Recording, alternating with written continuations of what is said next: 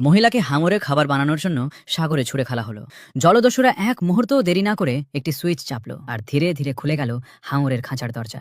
টানা ৮ বছর ধরে ক্ষুধার্ত রাখা হাঙরের দল সোজা তার দিকে ছুটে এলো। তখনই মহিলা বুঝে গেল এবার আর বাঁচার কোনো উপায় নেই। সে চোখ বন্ধ করে নিজের ভাগ্য মেনে নিল। ঠিক তখনই জলদস্যুরা একটি বিশেষ যন্ত্র দিয়ে হাঙরগুলোকে তার উপর হামলার নির্দেশ দিল। কিন্তু এরপর যা ঘটল তা দেখে সবাই হতবাক হয়ে গেল।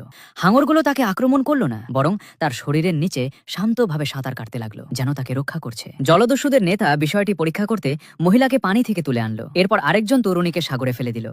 কিন্তু সে পানিতে পড়ার সঙ্গে সঙ্গেই হাঙরগুলো ঝাঁপিয়ে পড়ে কয়েক সেকেন্ডের মধ্যেই তাকে টুকরো টুকরো করে ফেললো। এতে নিশ্চিত হয়ে গেল যে কন্ট্রোল ডিভাইস এবং হাঙর দুটোই ঠিকভাবে কাজ করছে। তাই তারা আবার প্রথম মহিলাকে সাগরে ছুড়ে দিল। কিন্তু এবারও হাঙরগুলো তাকে স্পর্শ পর্যন্ত করল না। জাহাজে থাকা সবাই বিস্ময়ে হতবাক হয়ে গেল।